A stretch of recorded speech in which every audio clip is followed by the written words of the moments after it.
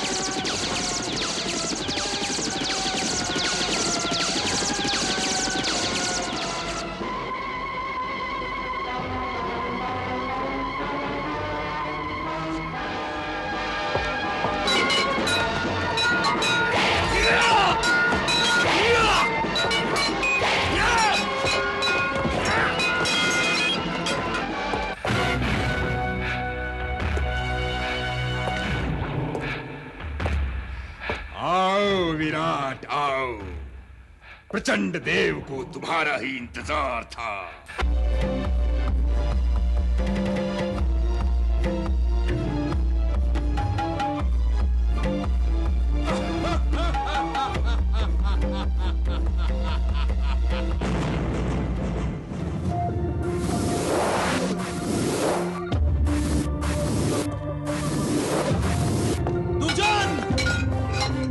नर्तकी और यशोधरा को लेकर यहां से जाओ।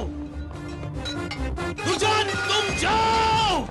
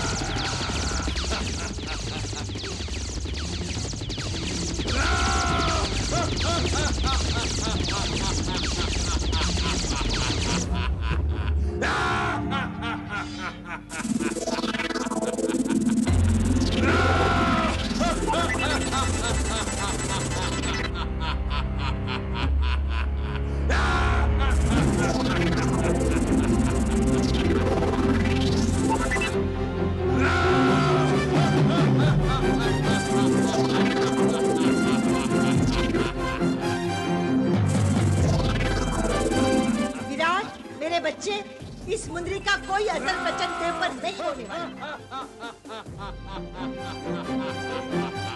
इस मुंदरी का कोई असर नहीं होने वाला।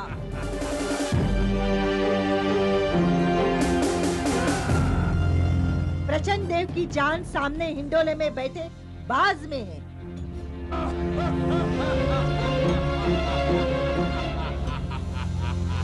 तू बाज को ही मार दे, प्रचंड देव अपने आप मर जाएगा।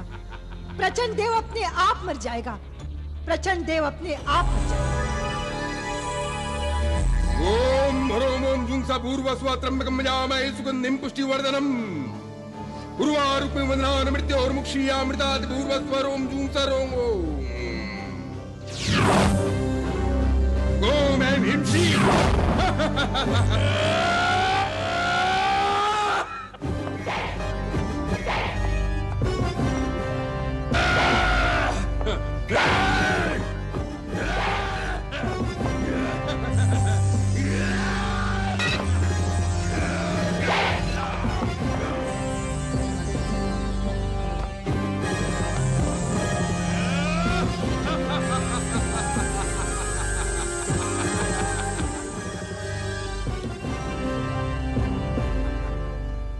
क्या मुझे मारेगा विराट?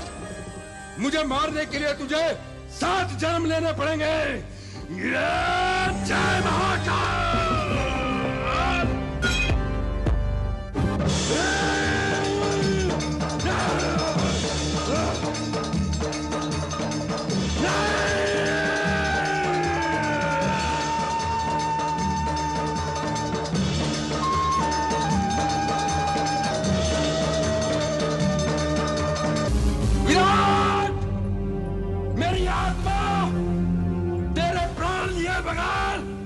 कभी मुक्त नहीं होगी, कभी मुक्त नहीं होगी। मैं तेरी मृत्यु से पहले मृत्यु को कभी स्वीकार नहीं करूंगा। मैं नहीं मरूंगा, नहीं मरूंगा मैं विराट।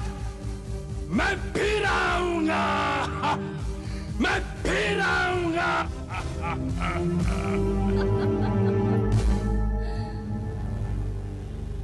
मैं फिर आऊंगा। विराट, प्रचंड देव की तांत्रिक शक्तियों की शिकस्त, इसका अर्थ पृथ्वी पर अब भी अपनी जान देने वाले बहादुर मौजूद हैं, और उन्हीं में से एक बहादुर का नाम है विराट। माया जादूगरनी को अपनी मोहब्बत के लिए जिसकी तलाश थी, उसे वो मिल गया है। मुझे विराट चाहिए, मुझे विराट चाहिए।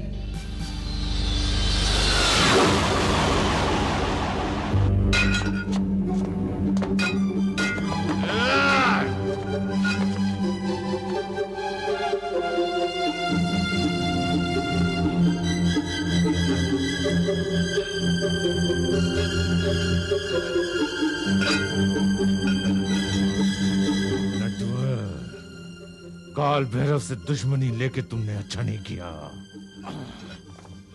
सेनापति काल भैरव, सत्ता की लालच ने तुम्हें अंधा कर दिया है। मैं तो वफादारी की लड़ाई लड़ रहा हूं, लेकिन तुम अपनों के खून में डूबी ये कौन सी लड़ाई लड़ रहे हो? मेडवल, काल भैरव अपने रास्ते की हर मुसीबत को खत्म कर देता है।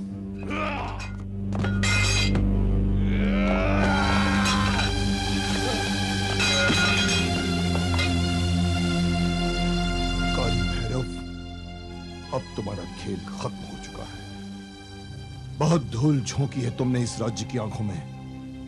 विराट तुम्हारे चेहरे पर से एक एक नकाब को उतार कर फेंक देगा।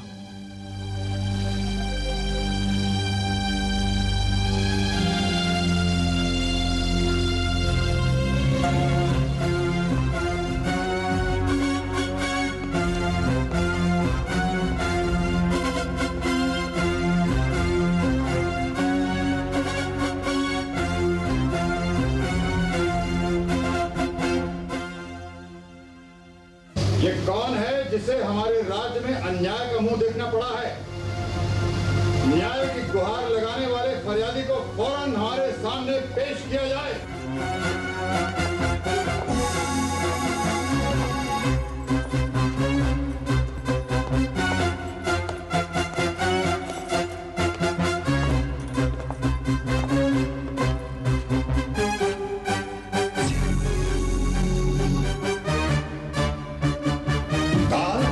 बेड़ियों में?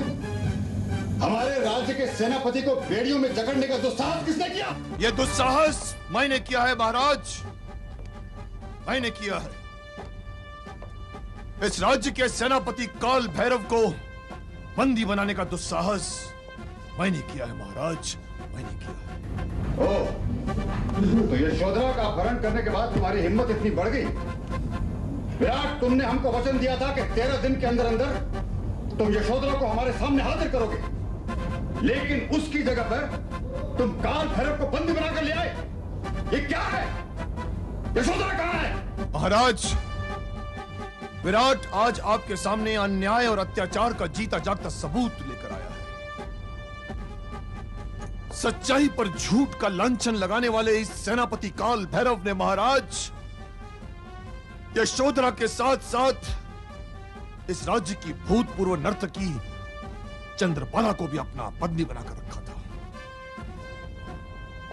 चंद्रबाला तो घायल है महाराज, मगर यशोधरा हाजिर है महाराज।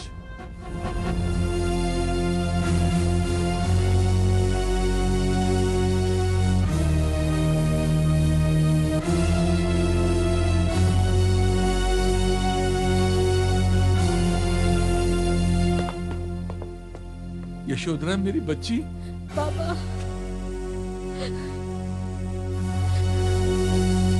महाराज, अगर नगर प्रमुख विराट न होते तो आज न राजनर्त की बचती और न मैं। सेनापति काल भैरव ने हम दोनों को अपने गुरु को बलि चढ़ाने की पूरी तैयारी कर ली थी। ये सच है महाराज। माया से खेलने वाले इस मायावी राक्षस ने मुझे बंदी बनाकर जिस सत्य प्रिय को आपके समक्ष उपस्थित किया था वो मैं नहीं था महाराज, कोई बहरूपिया था। मेरी पुत्री इसी के कब्जे में थी महाराज।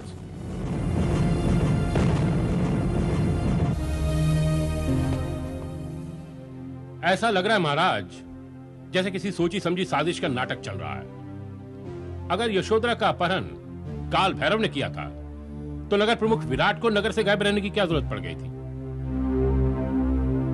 मेरे साथ तो बहुत बड़ा धोखा हुआ है महाराज। विराट ने मेरे विश्वास पात्र दुर्जन को बहकाकर मेरे खिलाफ कर दिया है। मुझे नगर प्रमुख विराट ने नहीं बल्कि सेनापति काल भैरव के कारनामों ने उनके विरुद्ध किया है महाराज। यह सच है महाराज कि इन्होंने यशोधरा को बंदी बनाया था। मैं किसी को क्या बंदी बनाऊंगा महाराज, मुझे तो विराट ने स्वयं बंदी बना रखा है। हाँ महाराज, धरती पर लगे कलंक के इस बोझ को मैंने बंदी बनाया है महाराज, मैंने बंदी बनाया। मां के दूध की लाज और बहन के निश्चल प्रेम से खिलवाड़ करने वाले इस हैवान को मैंने बंदी बनाया है महाराज, मैंने बंदी बनाया है।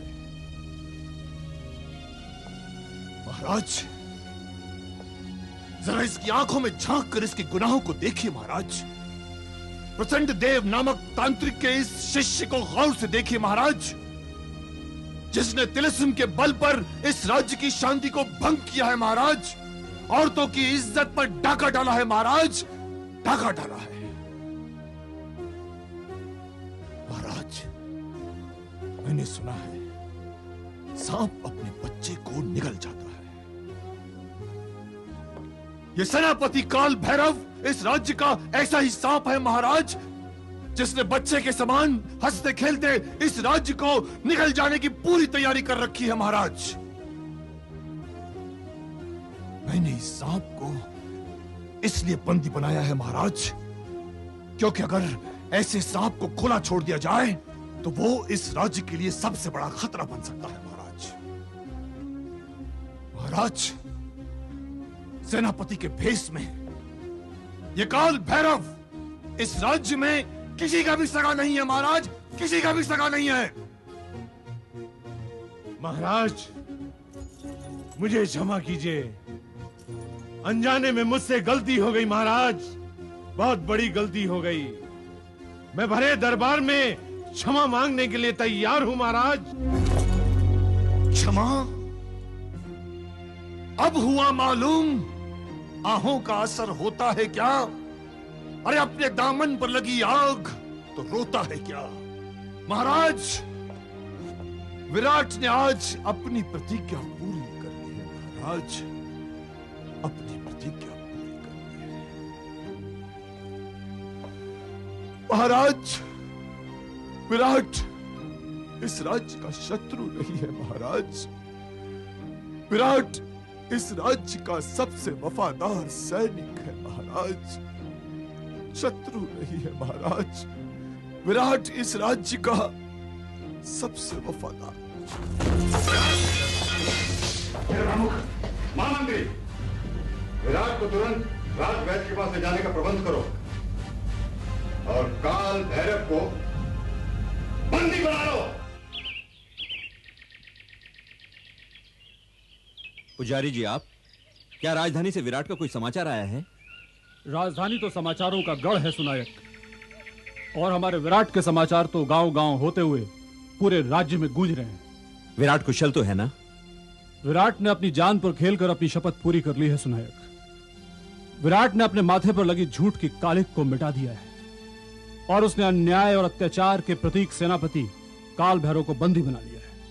यह विराट की सफलता का सबसे बड़ा समाचार है जो मैं तुम्हें देने आया हूं।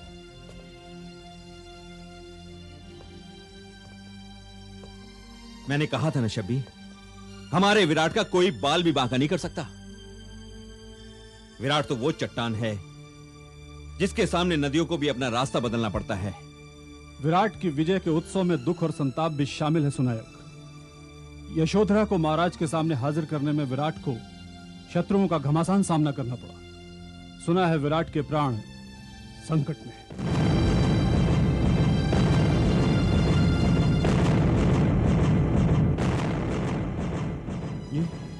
ये आप क्या कह रहे हैं? यही सच है सुनायक। तब तो हमें तुरंत राजधानी पहुंचने की तैयारी करनी होगी गुरुदेव। अगर सुनायक इस वक्त विराट से दूर रहा तो गजब हो जाएगा गुरुदेव, गजब हो जाएगा। इस बार मैं तुम्हें राजधानी जाने से नहीं रोकूंगा सुनायक। तुम शब्बी के साथ राजधानी पहुंचने की तैयारी करो और मैं विराट के प्राणों की रक्षा के लिए मां चंडिका का यज्ञ आरंभ करता हूं। जो आज्ञा गुरुदेव।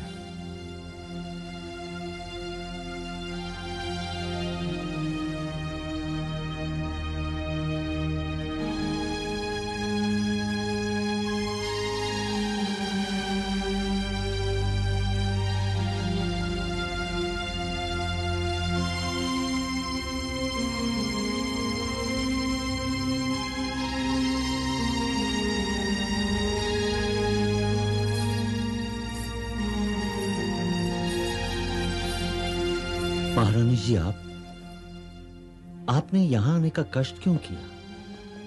मुझे बुला लिया होता महारानी साहिबा। विराट इस राज्य के भविष्य की उम्मीद है राजवैद्य जी। हमने इस सितारे को उदय होते देखा है। अपने प्राणों पर खेलने वाले इस वीर के प्राण इस राज्य के लिए हमारे प्राणों से भी ज्यादा जरूरी है। विराट को कुछ नहीं होना चाहिए। काश मृत्यु भी मनुष्य के आदेशों के बस में होती तो जीवन अमर हो जाता। पता नहीं क्या सोचकर सृष्टि ने मनुष्य को रहस्यों में भटकने के लिए छोड़ दिया। ये आप कैसी बातें करें राजवैद्य जी, जिसे सुनकर हमारा कलेजा बैठा जा रहा है। विराट की बेहोशी नहीं टूट रही है महारानी जी, और बेहोशी का न टूटना जीवन के लिए खतरे का संकेत है। अगर 3 दिनों में विराट होश में नहीं आ पाया तो विराट का बचना बहुत मुश्किल है।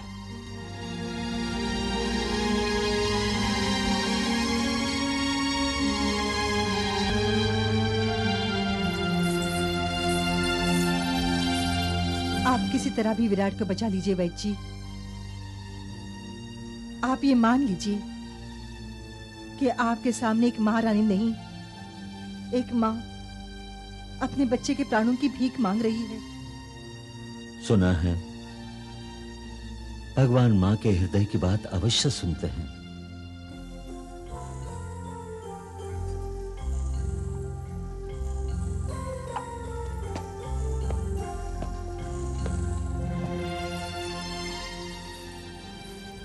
बाबा, विराट ने तो अपने धर्म का पालन कर लिया है। अब धर्म का पालन करने की हमारी बारी है। लगता है तुम भी वही सोच रही हो बेटी जो मैं सोच रहा हूं। सेनापति काल भैरव को बंदी बनाकर विराट ने इस राज्य के हित में सबसे प्रमुख उत्तरदायित्व का निर्वाह किया है। विराट ने नगर प्रमुख के पद की ही नहीं, इस पूरे राज्य की गरिमा को भी बचाया है। मुझे लगता है अब समय आ गया है जब हमें भी राजधानी के लिए प्रस्थान करना चाहिए। यही उचित समय है बाबा। विराट ने अन्याय के हाथों में पहली कील ठोकी है। अपने प्राणों की बाजी लगाकर काल भैरव के चेहरे पर से नकाब उतार फेंका है। स्वयं विराट के प्राण संकट में है बाबा। सुना है 3-4 दिनों से उन्हें होश नहीं आया है। भगवान पर भरोसा रखो बेटी, और कल सुबह ही दक्षिण क्षेत्र से रवाना होने की तैयारी करो और अपने जाने की सूचना सुनायक और शब्द के अलावा पुजारी गणेश दत्त तक भी पहुंचा दो।